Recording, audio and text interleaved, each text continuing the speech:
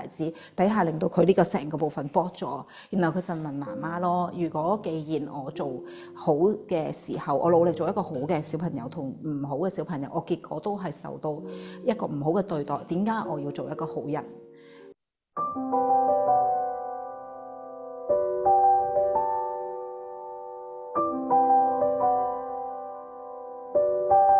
？Hello， 大家好。今日咧其實係我嚟咗匈牙利實習嘅，啱啱完成咗第一個禮拜嘅觀察同埋實習。咁都好想趁呢個機會啦，仲有好多剛發生嘅呢個影像咧，就想同大家分享。係咁咧，嚟匈牙利嘅原因咧，就係喺利安藝術療癒咧，其實喺全世界咧寥寥可數嘅療癒師底下咧，我哋都希望可以透過每一個有經驗嘅療癒師向佢哋學習。咁我今次就嚟咗匈牙利，向一個做咗16年嘅利安藝術療癒嘅老師去學習啦。咁我就唔會 disclose 所有嘅名啦，好核心嘅一啲資料，因為呢個係呢一行嘅有一啲嘅規矩，咁相都冇嘅咁樣。好咁我就係做咗4日嘅個案觀察，咁去咗一個布達佩斯嘅療癒室啦，同埋去咗一個小鎮嘅華德福學校，同埋療癒師自己嘅私人嘅一個療癒室，咁收穫係非常之豐富。咁所以想趁呢個機會去去分享一下，究竟利安藝術療癒同藝術療癒有咩分別，或者喺華德福裏邊同有一啲嘅藝術教學有啲咩分別啦？咁我只可以講好簡短嘅一啲理論上講嘅分別啦，但係詳細嘅話，我就之後慢慢再開分享會啦。而另外咧，呢部分我好想將我呢段時間，咁我有即係了解到或者知少少利安嘅特色嘅話咧，你都會發覺佢嘅畫法咧有特定一個嘅氛圍啊。咁嗰個氛圍咧，其實係再而家你又有興趣嘅朋友又研究多少少咧，你會發覺佢同人智學係好有關係。人智學嘅咩咧？就係人智學就係魯道夫史泰納其實嘅一個講喺人穿透呢一個物質可以了解靈性世界嘅一個學説啦。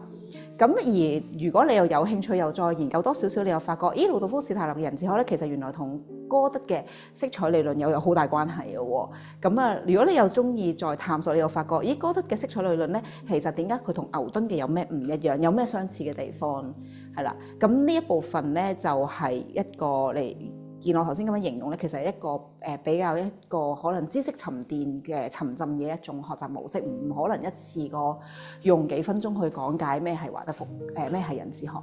好，當然我哋可以一步每一次簡單嘅。咁今次咧想講嘅分別就係在於咧，佢喺匈牙利咧，利安藝術療癒咧，即係匈牙利嘅發展原來有已經開始訓練咗好多嘅醫生咧，去自己再去學人智醫學。咁所以咧，我老師嘅個案咧有好大部分咧都係由人智醫學嗰度 refer 嚟嘅一個個案嚟嘅，係啦。咁人智醫學咧其實又係另一個領域啦，但係佢一定要有一個一個叫做認證嘅醫生嘅認證先嘅，即係譬如你可能會係可能有呢個 refer 有皮膚科醫生啦，又有內科醫生啦，本身佢哋都係醫生，咁佢仲但係佢就向人智醫學呢個領域咧繼續發展嘅。好咁所以咧，利安藝術療癒嘅另一個名字喺呢一度咧係會叫做 medical 嘅 painting therapy 嘅，即係醫學性嘅療癒體系啦。咁你發覺咧，佢個字咧已經有少少同心魂發展，即係心理學嘅呢一部分，情感嘅呢個部分嘅藝術發展咧有少少唔一樣咯。好，咁講開用醫學性嘅藝術療癒咧，需要每一個國家咧有自己嘅對字上面嘅一個非常嚴謹嘅，所以你唔可以，即係我唔可以直接搬我就係醫學療癒嘅藝術療癒。點解咧？因為我自己唔係一個醫生咯，咁所以好睇嗰個文字用法啦，喺每個地域度咧嘅限制需要咯。咁但係呢個唔係我想討論嘅重點，我想討論嘅重點就係、咦點解佢會叫做醫療性質嘅藝術療癒啦？咁當然我哋會知道心理都係醫療上邊而家非常之重視嘅一部分。因為我哋會睇見原來人嘅抑鬱啦，或者人嘅一個過大嘅壓力啦，或者精神上嘅壓力咧，其實係會令我哋做出一啲冇辦法挽回嘅一啲行動，要傷害自己。咁我講翻即係喺個案裏邊睇到嘅一啲狀態底下咧，然後更加令我明白即係李安藝術療癒我成日講嘅個光就係講緊你嘅精神性，然後你嘅色彩係講緊你嘅情感啦，你嘅一個動作去畫嗰幅畫嘅時候，同埋嗰個顏色嘅對應係講緊你嘅消化系統咯。頭先講精神咧，其實就係神經系統啦；中間講情感咧，其實就係呼吸系統同埋血液循環系統，然後再嚟嘅呢個行動咧，其實就係消化系統咯。咁李安其實就係需要喺呢4個元素裏邊咧，去明白色彩帶嚟嘅啟示，究竟呢個畫畫嘅人而家處於咩狀態？咁多個 case 裏邊咧，有一啲 case 係好 amazing 嘅，譬如我哋做一個小朋友啦，咁佢係今次佢係放完假之後咧嘅第一次嚟嘅做自由畫，咁去到華德福學校，即係太耐未見過一個其實係有 waiting list 啦，然後係滿晒嘅學生嘅學校咧，嗰種嘅氛圍咧，即係引發翻我即係我個女早期讀嘅第一間學校，其實都係咁。咁我就知道即係學校其實辦學係非常之唔容易嘅，咁好多學校都面臨好多挑戰啦。咁佢點解可以做到咁咧？如果從我觀察裏邊咧，可能有好多點我會覺得亦都有同我嘅老師討論啦。其實有啲嘅睇法咧，我哋之後可能再分享。好啦，咁我哋捉咗呢個小男孩，佢係一個2年級嘅小男孩啦，係啦，咁佢畫完個自由畫啦，咁當然就唔會 disclose 佢個自由畫，但係可能我哋用一啲遲啲用嘅係叫我拍檔同我一齊去再重塑個畫面，然後了解當中嘅需要啦。咁我哋喺幅畫度咧會睇佢頭部啦、胸腔部分啦，即係同埋胸腔打橫同打直嘅血液部分啦，同埋個下半身嗰個嘅腹部嘅消化系統嘅部分。然後我哋因為啱啱係新嘅個案啦，咁我哋分析完之後咧，其實就老師即係就打開個 email 就，因為我又問佢，咁你使唔使知下佢嘅背景㗎？因為好多時我做療癒嘅時候咧，尤其是自由畫咧，我係唔 carry 任何對呢個人嘅背景，我係先用顏色行先，然後先一步步問翻佢嘅背景啦。咁詳細想知道，其實我係有開呢個自由畫觀察嘅。咁之後香港嘅時間，即係廣東話嘅時間，我會再公布點樣同大家一齊做自由畫觀察，去了解你哋嘅孩子啦。咁睇咗自由畫之後咧，我哋就會再去睇佢有乜嘢資料補充，即係父母啦。如果佢小朋友就係父母補充打開個 email 之後咧，老師就一路讀嗰個媽媽俾嘅背景，係同我哋啱啱做完自由畫個 diagnosis 咧，基本係90% 吻合嘅。就係佢大約個神經嗰度咧，其實係因為冇辦法俾人了解，同埋佢嘅行動力好快啊，即係俾人嗨就會好想就會即係忍唔住要還手啊，所以好容易打交啦。跟住成個頭係嗰個位係剝住晒嘅，幅畫係用一個解畫嘅方式，我哋係睇到佢係好努力地控制自己做一個好孩子，然後點樣可以，但係佢都冇辦法明白呢個點解環境係咁樣，點解嘅周圍嘅人係咁樣，點解佢冇辦法去融入嗰個嘅社交嘅生活咯。咁第二就係佢會好多突發性嘅行為喺個課堂度好騷擾到老師，呢個突發性行為會睇到佢因為佢嘅自我嘅喺呢個歲數嗰度咧冇辦法放鬆啊。咁知道佢係一個好 mystery 嘅爸爸啦，咁然後有一個即係有佢嘅兄弟，咁佢嘅出世狀態底下咧都係有佢嘅挑戰。咁喺媽媽補充嘅資料之後，我哋知道，呢個小朋友佢頭部僵硬啦，即係諗嘢係好實嘅，因為佢講咗一句其實都令人好心痛。佢問媽媽即係媽媽佢有好多表達嘅喎，即係佢唔係一個唔表達嘅，因為你見到佢咧係好美麗嘅一個小男孩啦，好有生命力啦，好有情，即係嗰個動力好大啦。一見到我就問，因為佢哋全部講匈牙利語啊嘛，呢個係第二個我就覺得好神奇。因為全程其實佢哋係講匈牙利語嘅，但係咧我係從顏色嗰度咧係感覺到自己好了解呢個小朋友發生緊咩事，然後我再自己寫低嘅 notes 底下咧，再聽翻老師解釋翻佢頭先講啲咩咧，都係有7至8成係吻合嘅，而令我更加知道色彩依套嘅李安色彩呢一個嘅存有每一個特性，去讓我哋理解超越語言去理解呢件事咧，係更加再一次即係感動到我咯。咁佢就同個療癒師講，呢個子傳即係類似你呢個女人啦，咁佢係咪都係 Painting Ladies 嚟㗎？咁樣即係其實好 sweet 咯，即係佢其實係一個好好奇心好多嘅小朋友。咁奈何就係有啲有個胸腔呢一度嘅混亂同埋緊張，同埋好努力用力做一個好孩子底下，令到佢呢個成個部分剝咗。然後佢就問媽媽咯，如果既然我做好嘅時候，我努力做一個好嘅小朋友同唔好嘅小朋友，我結果都係受到一個唔好嘅對待，點解我要做一個好人？咁呢個其實係你可能唔係第一次聽，有個咁嘅感覺嘅對話啦。咁但係呢個小朋友就係即係從佢親口講出呢句説話啦。咁媽媽當然就係因為好大感覺，所以佢會將呢段説話同療癒師分享翻。咁睇下我哋可以做到啲乜嘢咯。係啦，咁今日會分享一個我自己即係自己都好中意一幅畫，然後嗰種嘅畫法就係一個光前光後。光前其實係啲乜嘢咧？即係我哋發展期當中，我哋嘅意志隨住知道我哋好清楚我哋要做啲乜，而呢種清楚咧可以簡單到係當下嘅啫。當下即係譬如個小朋友好沉浸喺玩呢個泥沙當中，所以佢嘅自我同佢自己喺呢一個呢一刻咧，其實係共振嘅。咁我哋譬如好想做好條數學，呢個位就係我有個目標，咁呢個就係我哋嘅呢個思考嘅目標。咁人咧就會隨住年紀長大咧，你嘅思考需要你處理被動同主動咧，你都會越嚟越多噶。咁但係你嘅自我要去穿透去入去你嘅地球嘅物質身嗰度咧，其實係需要有一個嘅體驗。即係要喺地球生活咗好耐咧，然後經過好多掙扎咧，你就會將你嘅我咧穿透。咁咧唔知呢個世代係咪太複雜啦，或者太多媒體、太多知識性嘅嘢啦？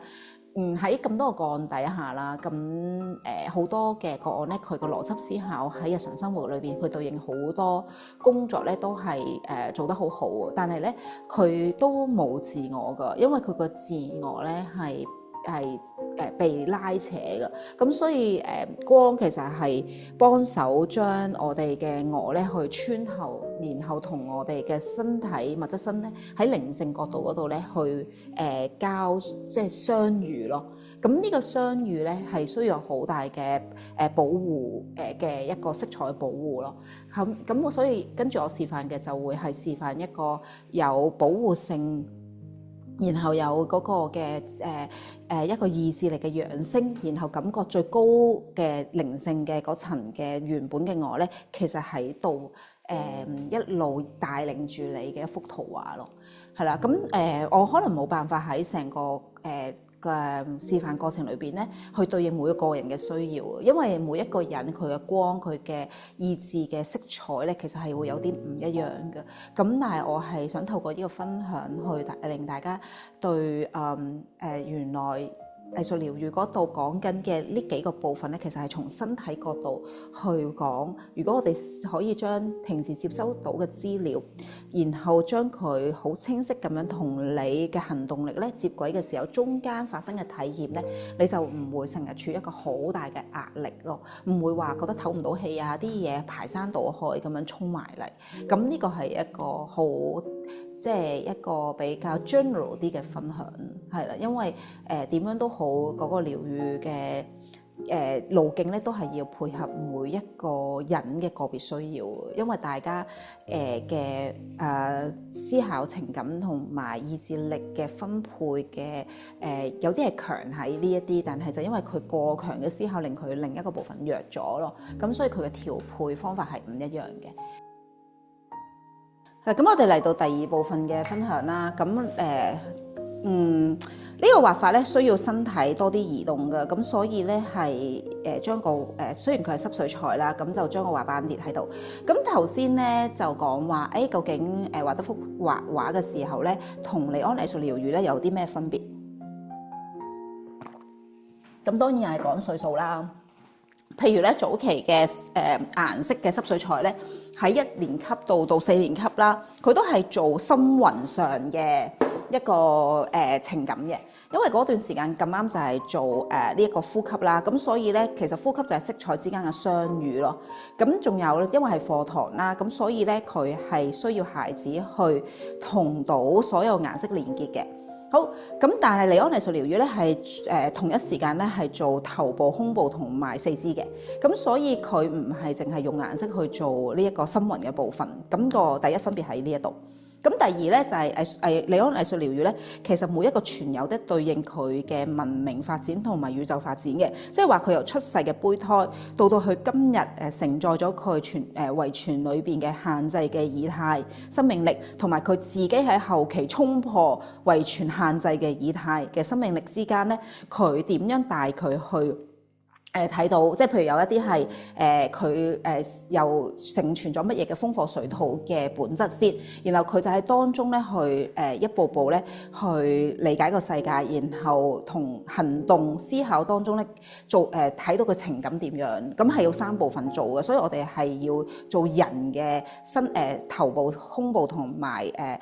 腹部3樣嘢一齊嘅。而華德福嘅早期嘅話咧，其實係淨係做腹部嘅啫，幼稚園，因為佢嗰陣時係講緊佢意志力同埋消化系統嘅，咁佢唔使需要好多情感嘅喺幼稚園嘅時期，第二個時期先係遇到心魂嗰部分咯。咁當我哋知道之後咧，我哋就每一個階段嘅小朋友，當然佢唔會割裂嘅，你唔會突然間可以淨係做心魂就冇晒思考，或者淨係做心魂就冇晒意志力，係唔會嘅。咁所以對於老師嘅要求係比較需要老師先去同色彩有好強烈嘅連結，同個老師之間咧對色彩感受係點？咁但係如果我哋就係不停咁樣做老師訓練喺色彩嗰度，淨係做心魂嘅話咧，對於一個成年人咧，淨係心魂同心魂，但係佢已經係應該要穿透佢嘅一個高我嘅思考落去嘅時候咧，所以對成人或者即係家長或者老師咧係需要做3個位置咯。但係你教嗰時，你可以focus喺佢歲數嘅發展需要，譬如佢幼兒嘅時候發展係古土星嘅需要，咁你成個畫面都可以做一啲古土星嘅存有嘅色彩氛圍咯。如果第二部分係心魂嘅相遇嘅話，你可以做好多可能性同埋好多創作性嘅色彩相遇咯。咁當然到咗5、6年級咧，佢進入黑白是非同埋邏輯嘅一啲要開始話我好肯定啱同錯嘅自我咧，咁你又唔可以純粹淨係做顏色咯。咁呢啲嘅譬如Jimmy 近排要開嘅一個素描咧，其實俾成年人上係非常之好嘅，因為我哋好多時喺成長嗰度對是非黑白嗰度同埋道德咧有好多我哋嘅睇法啦。咁呢個好重要，有自己嘅睇法，但係我哋都好想睇，咦？如果純粹以好客觀嘅色塊深淺嘅話，其實佢可以帶領我哋打開自我同客觀嘅相遇咯。好，咁濕水彩其中一個原因，佢因為佢做緊嘅色彩咧係流動嘅，係一個水態同氣態嘅關係，所以就要先濕咗張紙，令顏色喺呢一個嘅元素裏邊咧容易去被移動嘅。好。咁點樣濕張紙咧就好各有各說法啦。咁我哋療癒嘅話咧，其實佢可以借嚟安靜個療癒即係嗰個個案又好，其實有我哋幫佢整濕張紙先都可以咯。如果年紀好細嘅，佢整濕張紙反而令佢多咗嘢要顧慮嘅話啦，即係我話年紀好細嗬，但係療癒咧係小二以下嘅我哋都唔做嘅。因為小二以下嘅做嘅療愈咧，應該係嚟自整個孩童觀察嘅，係啦。我哋可以觀察佢，可以從畫裏邊了解佢，但係咧個 therapeutic path 啦，即係個療愈方法咧，係應該擺喺佢嘅整全性嗰度，即係譬如佢嘅遊戲啦，佢嘅形線畫啦，譬如一年級嘅話，譬如佢嘅一個嘅音樂啦，全方位嘅，即係唔使用一個咯。但係當然係如果明白到呢套理論嘅話咧，喺幼稚園同埋小學階段咧，你都就算係小一咧，你都可以將你明白呢個色彩嘅存有裏邊嘅能量咧，去放喺你嘅教學當中，唔淨止係藝術嘅教學，因為佢係其實同身體三元身心靈係有關。好，咁我哋捽走啲氣泡啦。咁呢張紙咧就比較即係比較厚啲啦。咁我都會用一啲薄紙咧，其實你就係用花灑直頭淋濕佢就得噶啦。咁係啦，你見到張紙嘅大小咧，其實好根據要打開自己成個身體嘅幅度咯。咁睇嗰個個案嘅高大咯，係啦，佢有幾高幾大啦。如果係小朋友就細張啲咯。睇下佢伸手打橫 cross 佢個左右嘅時候嗰個肺部嘅多少。好，尼安藝術療愈咧出名其實係需要有兩種畫畫方法，一種就係炭畫啦。炭畫咧就比較強烈啲嘅，因為炭畫係仲更加貼近原本摸底下用觸覺同埋即係成個身體嚟去開展，咁濕水彩就會比較淡定啲嘅，即係冇咁濃烈咯，係啦。好，咁啊紙就濕晒啦，跟住咧係，然後我哋咧就會喺一邊咧做一個即係呢邊啦。我哋嘅左手咧做一個 protection， 即係話有個顏色咧喺度從外邊咧包裹入嚟先。咁我哋就係用紫色嘅，咁但係今次嘅紫色咧我就會用呢一個嘅咦？呢杯係我嘅嘢飲啊？唔係，咁我就會用一個嘅藍同埋粉紅去溝出嚟嘅。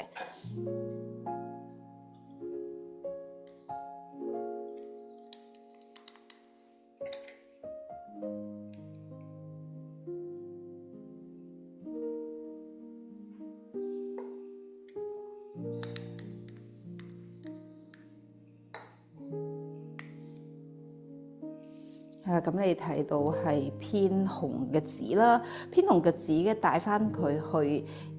肚嗰個位咯，少少。好，咁因為我需要就一就鏡頭啦，咁所以我會打側少少，但係你自己畫嘅時候，當然你會面對住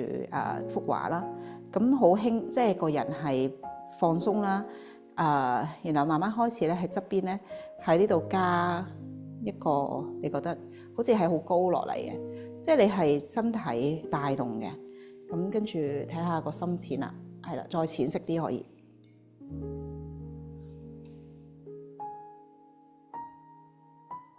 我喺側邊咧做咗個 protection 咧，然後就係咁上下幾次，一路咁樣咧加多幾次，然後放鬆你嘅腹部啦，放鬆你嘅呼吸，有啲氣泡，我順便捽埋佢啦。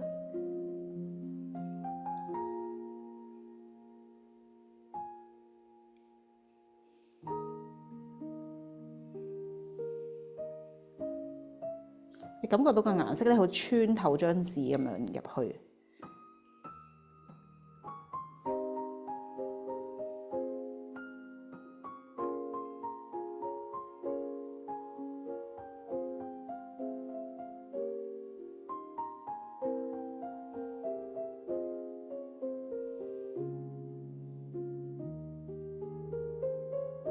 好，然後咧慢慢咧弄淺呢個位啦，呢個慢慢整淺佢。佢可以點啲水啦，然後咧令佢慢慢越嚟越淺。顏色嘅顏料選擇咧係非常之重要，因為咧佢係其實喺我哋觀察世界嘅時候咧飄出嚟嘅一啲互補色，嗰種互補色係透明發光，然後係你真係完全放鬆眼球嘅時候先會喺物質世界度睇到。好，咁你可以將啲氣泡我掃下去啦，係啦。好，咁慢慢漸變越嚟越淺啦。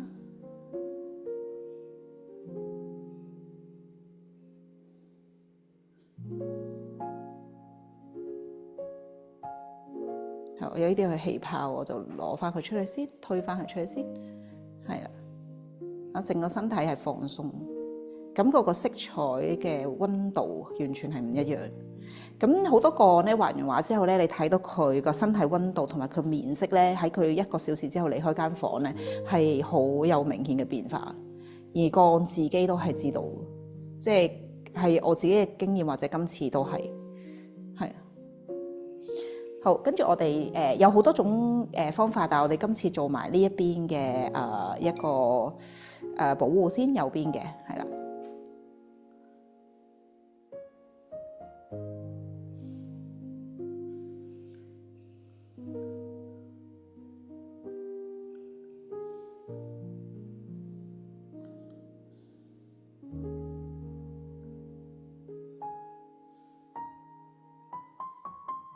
你感覺到身體完全嘅放鬆，覺得你呢個色彩咧係從外圍嘅保護啦，係啦，好包裹嘅。好，越入越出去嘅地方咧，佢嘅顏色越深，因為咧呢度有一道光，係啦。你慢慢發覺，因為側邊變暗咧，你就開始感覺到中間其實係光亮。好嘅，好得意嘅，個光原本可能已經喺度啦。但係冇個暗嘅時候咧，你其實係出唔到呢個光。咁所以咧，當我哋加咗顏色之後，你就發覺個光就感覺到開始慢慢喺呢度，咁感覺到佢哋嘅關係。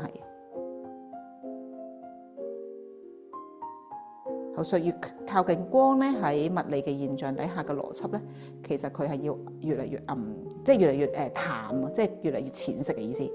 係啦，個顏色越嚟越少，所以你見到呢邊係漸變嘅。而呢啲位咧就係可以深色嘅。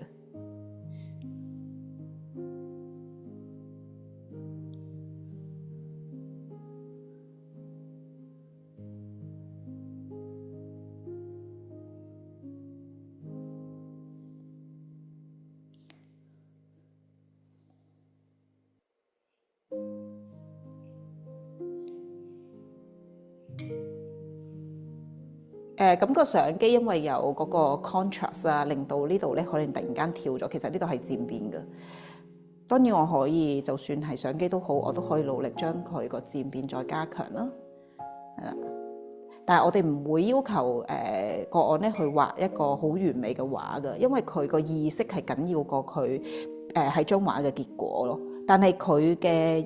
結果，即係話佢知唔知自己做緊咩嘅動作，同埋對顏色嘅關係咧，我哋係要喺結果嗰度去睇到嘅。所以你話結果唔重要，佢唔重要係因為佢唔關於美醜，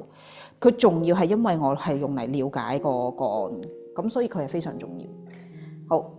咁喺呢一度咧，我哋就中間有一個收窄咗個空間啦，側邊你感覺到有 embrace 係包裹我嘅感覺。咁而家咧就會有呢一度咧要升起一個嘅溫暖嘅力量出嚟啦。咁我哋就會用胭脂紅嘅，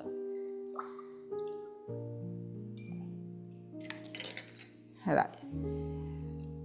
咁尼安即係對所有顏色嘅運用咧係非常之嚴謹嘅，但係咧好得意嘅咧，唔係等於咧佢一定要用呢隻顏色嘅，你自己都要對顏色有好大嘅觀察同埋體驗㗎。好，咁呢個咧畫嘅時候好重要，就係你畫嘅動作究竟係一個形，係一個方咗嘅，定係一個死實嘅，定係流動？我哋要將顏色當做一種移動嘅 substance 去感覺佢嘅，而唔係佢係畫緊畫咯。咁所以當我哋畫嘅時候咧，我哋即係去緊嘅時候，整個人咧都會覺得係被承載嘅。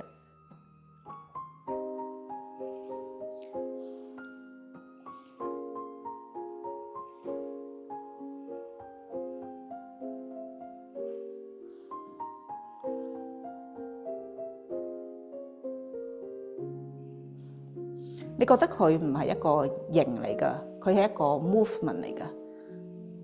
佢點樣 carry 你咯？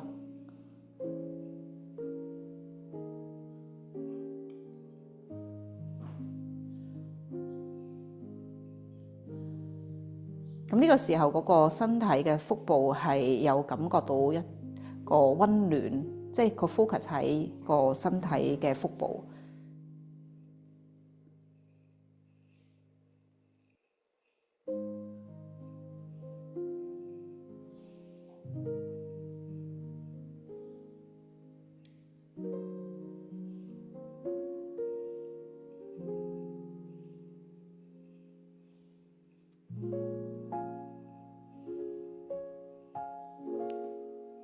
放鬆自己成個身體咯。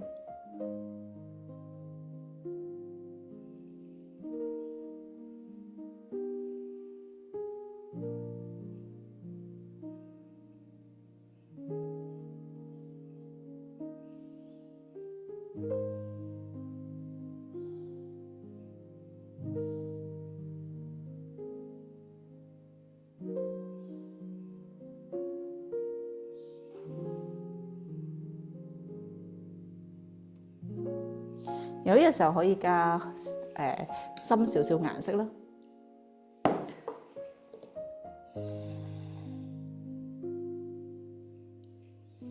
呢個係胭脂紅嘅卡麥wax嚟嘅。好，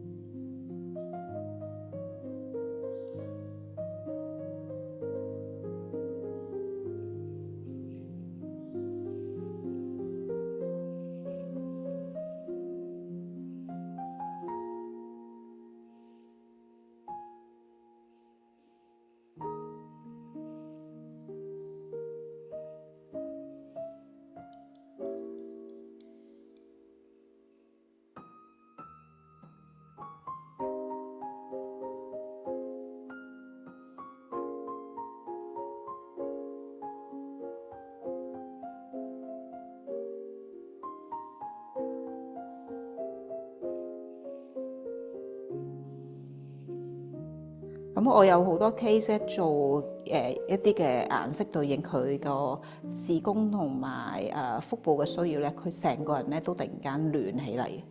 好即係直頭係可能會發熱咯。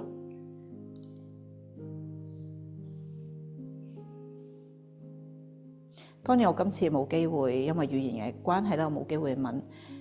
一啲身體上嗰個，同埋我哋都 suppose 咧喺度觀察嘅時候咧，作為一個觀察者，我哋都係唔出聲，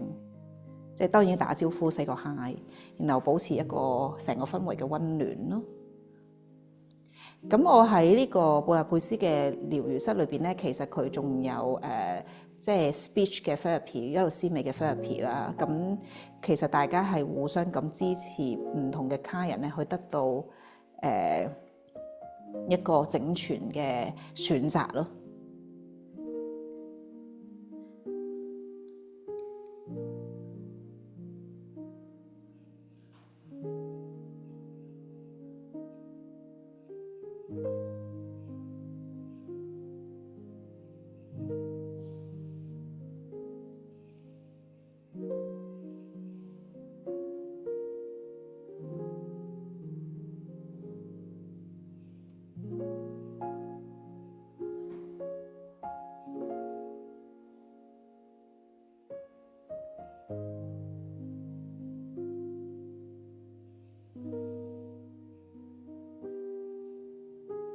咁呢個中間咧就會比較有強烈啲嘅，所以呢個中間係要深色少少嘅，即係嗰個聚力多啲咯，所謂嘅係啦。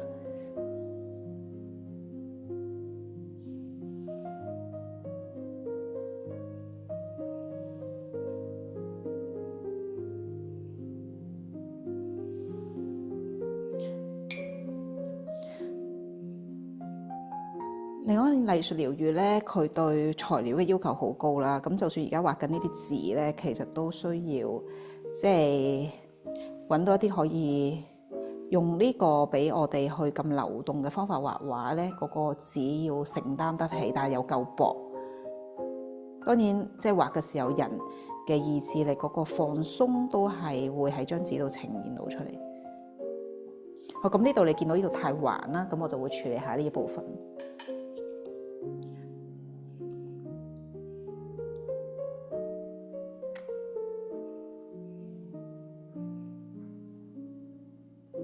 即係你見到呢度係好似一個橫線啦，話我已經全身發暈啦，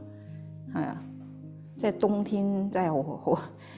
或者一個人感覺到情感嘅冰冷咧，呢啲都係一個非常好嘅方法，從個身體嘅需要咧開始帶動，原來即係好多時原來我哋係同身體有關嘅，如果情感，即係你如果用中醫嘅角度嚟，就可能會有少少牽去明白我講乜嘢咯。即係如果我哋思考太多，可能我哋會傷我哋嘅脾臟啦。如果我哋傷心太過激烈或者恐懼，由呢啲都會係原來係內臟都會有牽連嘅。咁如果當原來嗰個內臟即係有一個壓力係長期冇釋放咧，原來佢都會影響我哋嘅情緒。譬如肝鬱啊呢啲啦，即係唔開心，原來係肝唔好都會令到人容易啲唔開心，容易啲轉牛角尖。如果心力唔好或者腎唔好，佢好容易恐懼，好容易即係跌入一個即係好驚嘅狀態，係啦。原來呢個係息息相關。究竟係事情發生令我哋咁，定係身體唔好令我哋咁呢？我哋其實係兩樣嘢都係相輔相成。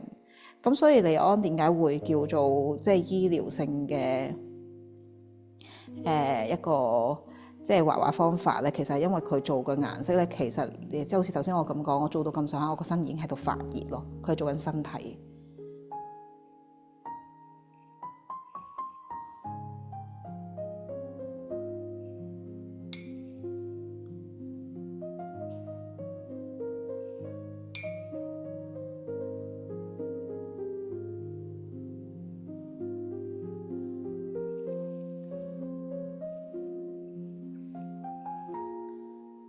突然間我哋再處理呢個紅，我哋而家去到咁差唔多，然後咧我哋就去做嗰個天空啦。咁天空即係其實講天空，其實你就會突然間嚇，原來呢度係天空嚟㗎。其實係佢嘅空間咯，即係呢一個中間有個光啦，到呢度啦，然後呢度移動上去咧，其實呢度有個空間。咁但係做中間空間之前咧，我會感受呢個光咧去叫醒我，即係可能春天嚟，我想被叫醒咯。所以咧，我可能就會做多少少清醒啲嘅顏色，我可以加一個嘅隔橙色落去咧，等佢有少少醒一醒嘅感覺咯。咁呢個可以幫手一啲意志力唔係太強嘅人咧，少少嘗試下佢得唔得咯。咁我睇到有個案係因為長期處於太大壓力，唔敢面對，唔想面對咧，佢呢個隔橙咧係出唔到嚟嘅。即係佢畫咗出嚟，你覺得佢畫咗，但係佢畫唔到隔橙嘅氛圍嘅。咁呢個當然就係要真係好熟悉利安呢一套咧，你就會知我講咩啦，係啊。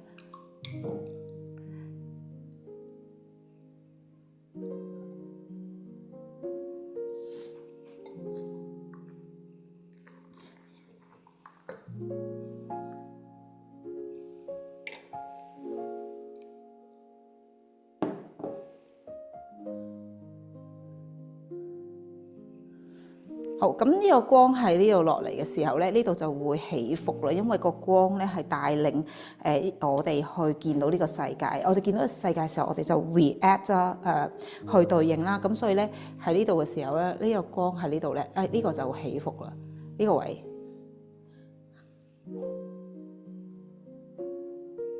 然後呢度會繼續向上揚咯，因為我哋係 wake up 嘅，呢個係唔係一個 sleep 嘅顏色咯。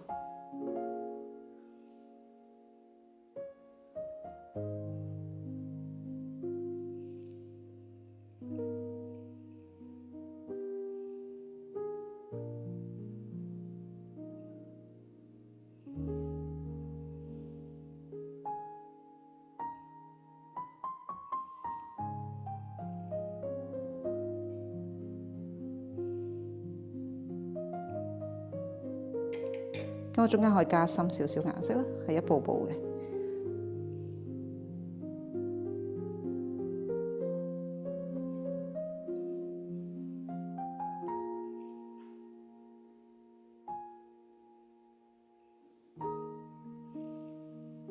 咁我嘅 energy 咧就喺呢個位咧，從我嘅腹部咧移上咗去我嘅心口位嘅而家。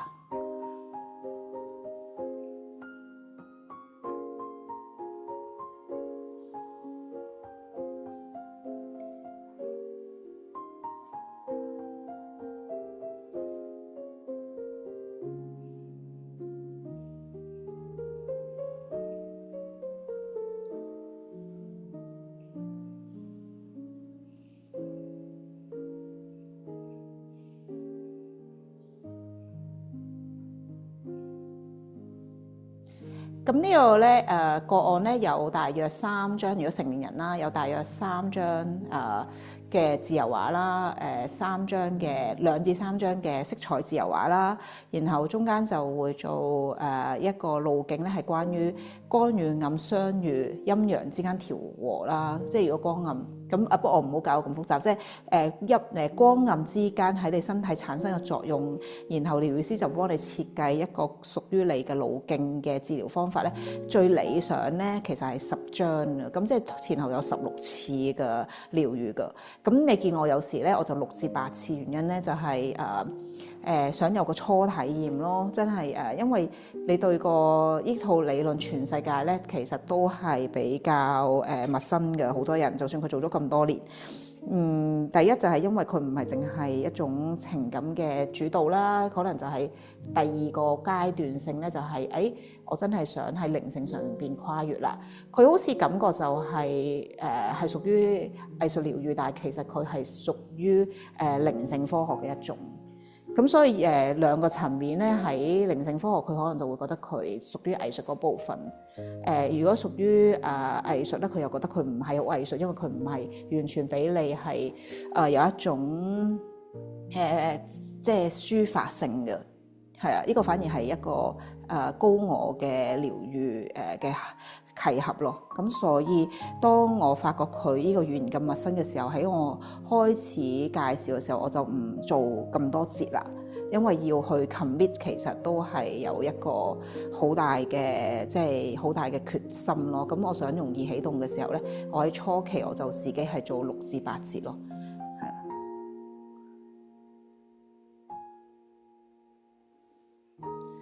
好，咁跟住咧就到你慢慢落嚟咧，呢個就要做佢嘅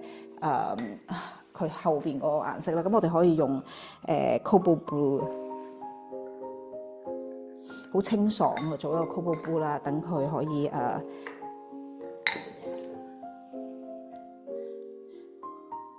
Cobalt Blue transit 去呢個呢一個 Ultramarine， 然後先相遇紅色咯。咁即係其實成件事係要講佢嘅一個交接交融關係咯，係啦。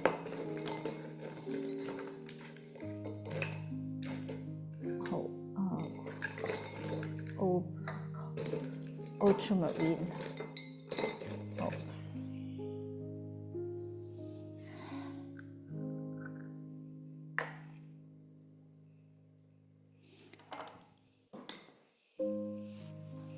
個水先。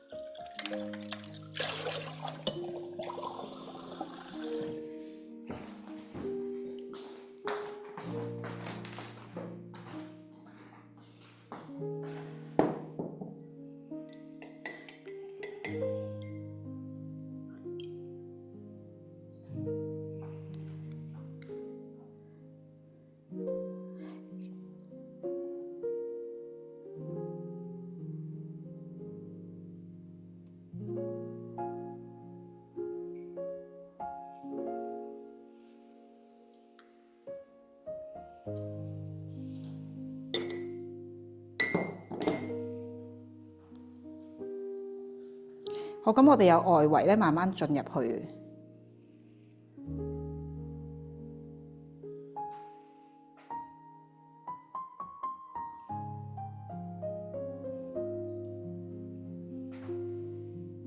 呢個係 Kobobu 嚟嘅。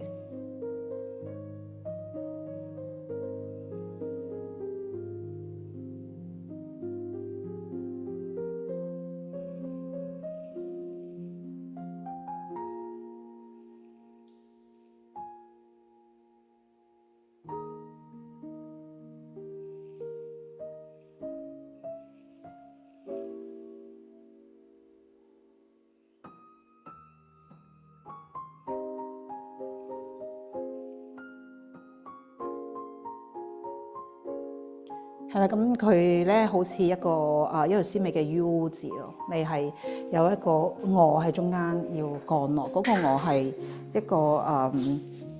靈性嘅高我。因為好多物質世界，我哋嘅思考其實係我哋係有好多人都處理得好好。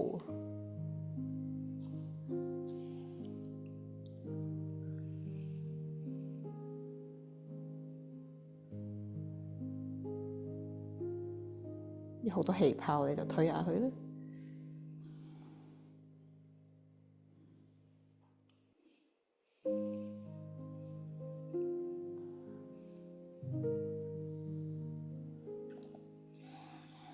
其實呢兩日天氣係好凍，但我而家係全身發熱啦。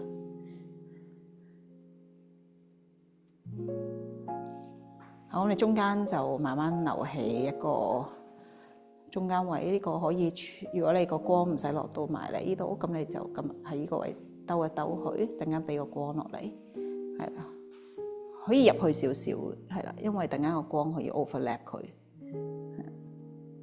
我將呢個推走先，個氣泡。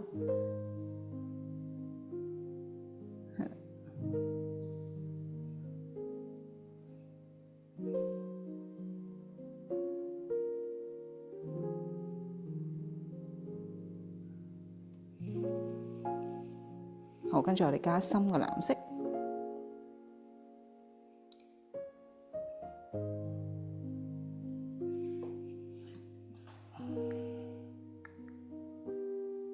仍然都係 Kobobu。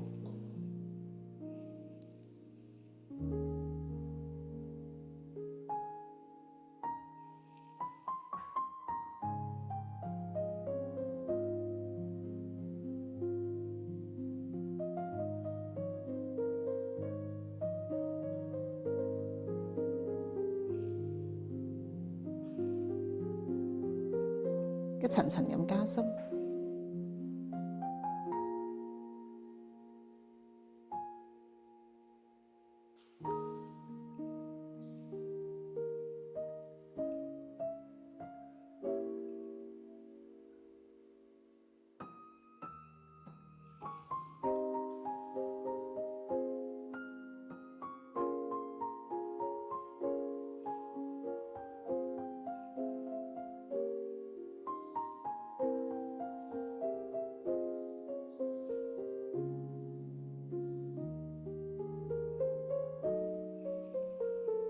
再加深。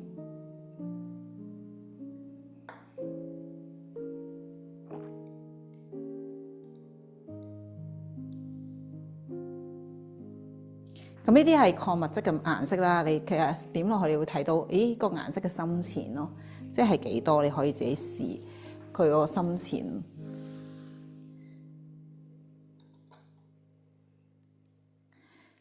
咁話礦物質嘅顏色咧，其實就係話佢有啲礦物咧，佢會比較容易啲沉澱。咁你畫嗰陣時，可能要再慢慢攪動佢。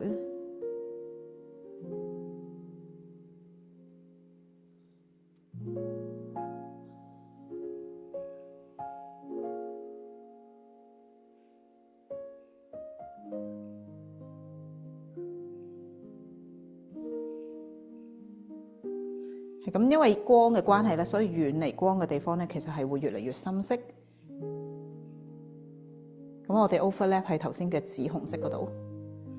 或者甚至乎突然間用翻紫紅色再加翻深去。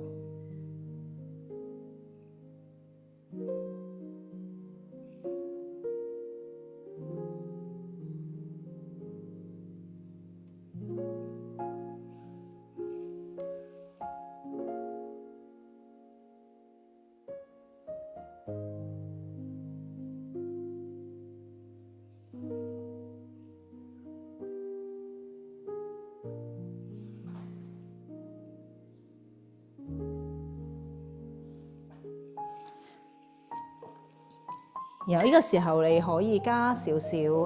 ultramarine 都可以，係啦，將佢嘅顏色嘅濃度咧變得好唔一樣啦。嗰個嘅濃度加佢嗰個亮度，因為ultramarine 係偏紅少少嘅藍色，係啦，你睇到個色調都唔一樣啦呢度。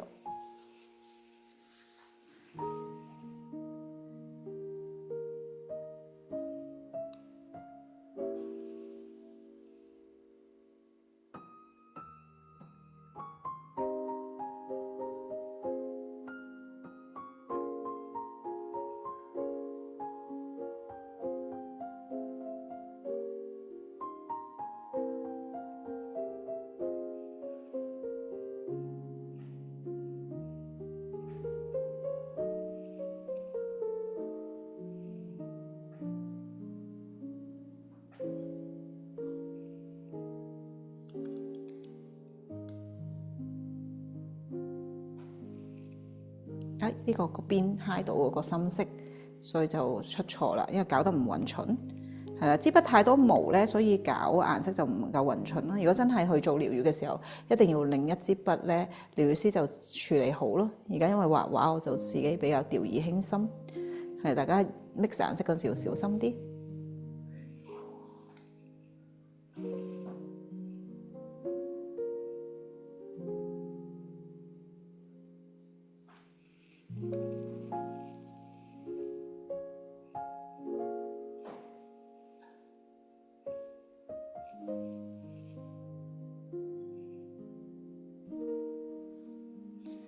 咁去到呢度咧，個藍色咧其實可以入嚟呢度少少嘅。點解咧？因為佢令到佢個透明感唔一樣咯。咁你即係可以咧，係覺得佢喺後邊滲入去少少，唔使太多。等佢令到嗰個嘅，咁你畫落去嘅時候，可能就揩到啲紅色咧，就要再洗筆，然後再點顏色，然後穿過呢度咧，呢度都可以有少少藍色。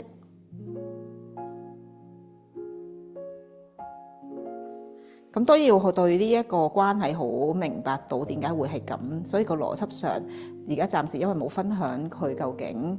個邏輯係啲咩咧，所以呢個可能只可以照畫嘅方法去跟住先。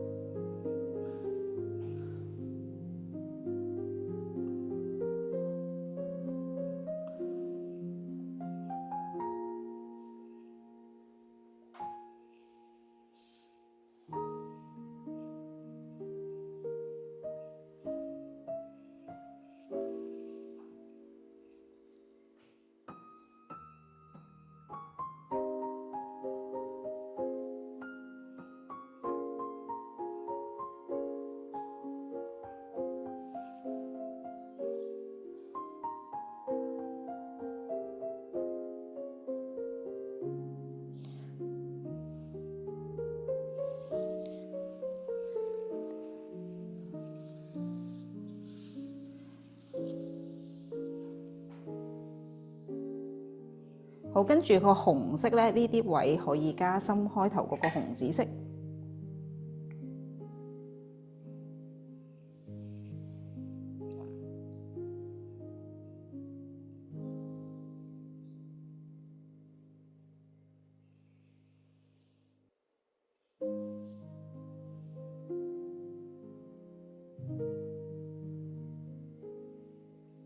陣間個藍色可以再入返嚟。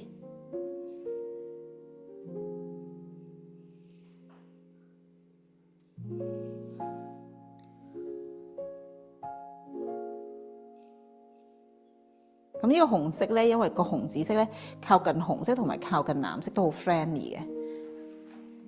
咁呢個可以加深啲，因為佢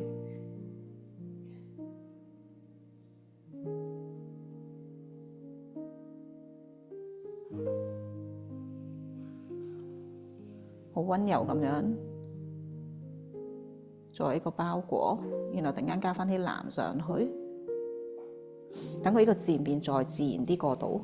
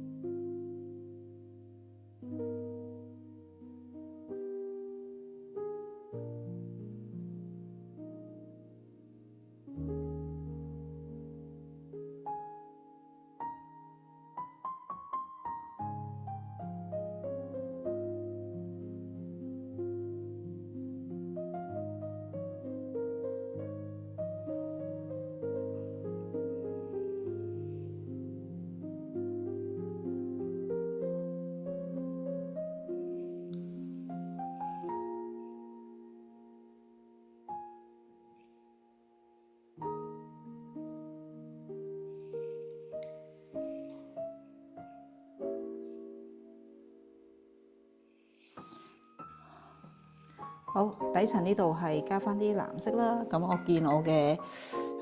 Cocoa Blue 可能會深色啲，咁我就用 Cocoa Blue。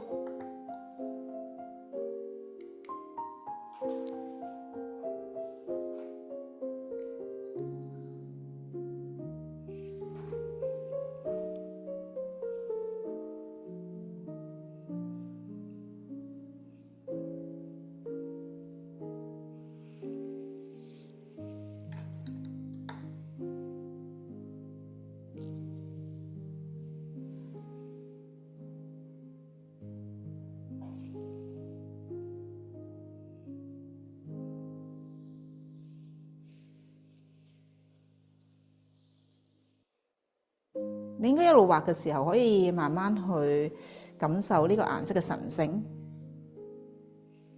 同埋佢嘅移動氛圍。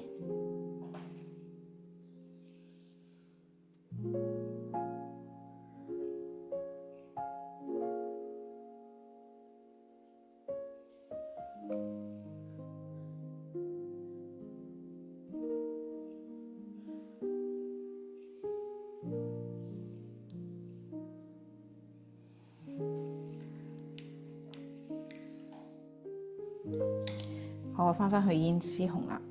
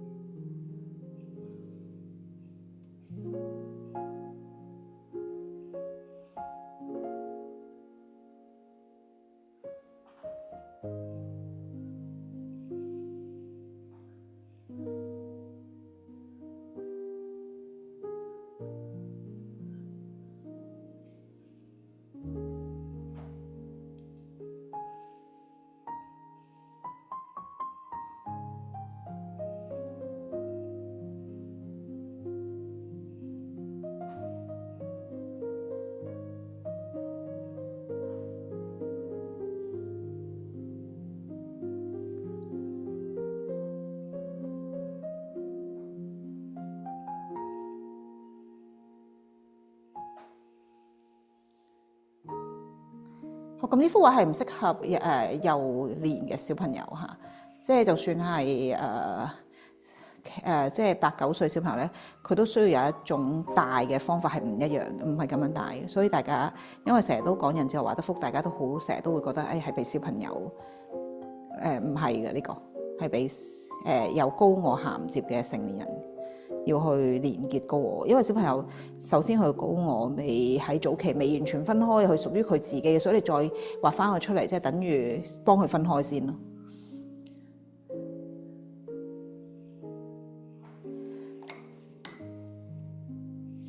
好，而家咧我哋就做嗰個翠綠色嘅光。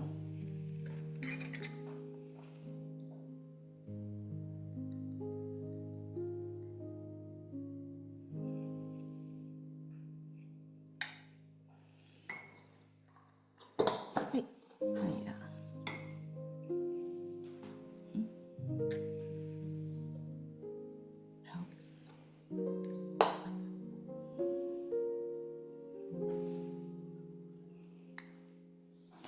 咁光係咩顏色做都得嘅，但係咧有原因揀呢一隻嘅，咁又係即係咩顏色都可以做光，但係視乎咩唔同嘅情況咯。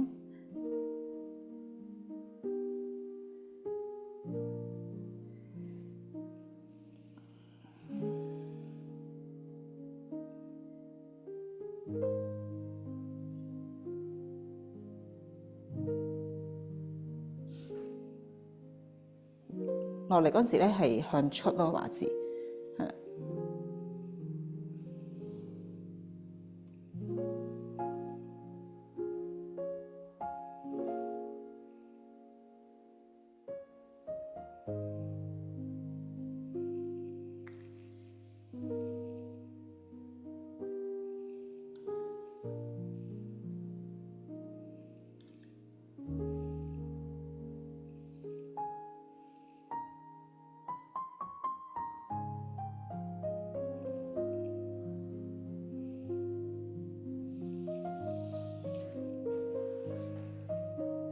我啲氣泡我就推返去吹先。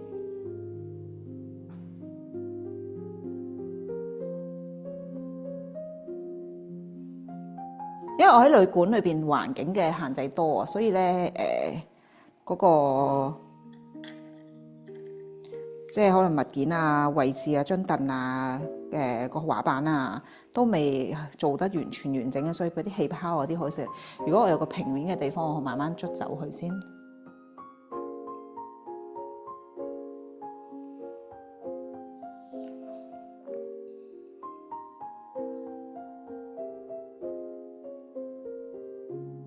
就咁，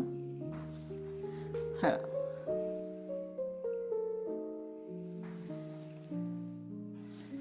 咁呢一個係成個分享嘅呢個部分揀咗，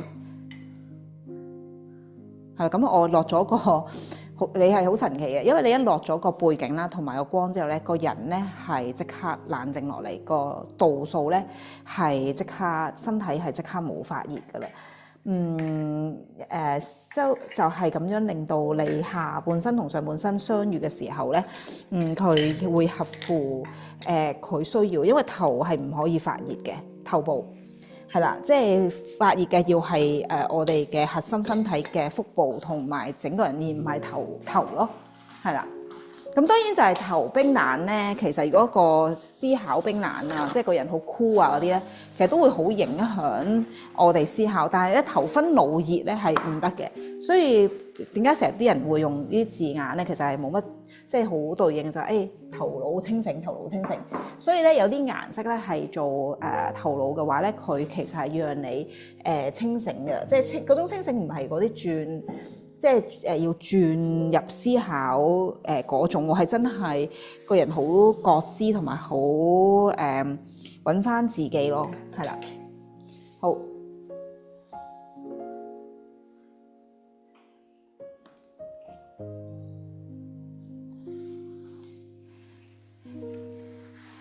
咁去學理論啦，即係話一個理論咧，其實係幫唔到我哋去完全轉化嘅。咁所以利安藝術療癒咧，其實係透過畫畫嘅 practice 裏邊咧，將色彩嘅存有帶入我哋嘅一個應用身心靈平衡嘅應用嘅方法嚟嘅。咁所以我自己就會開呢個年度陪伴嘅。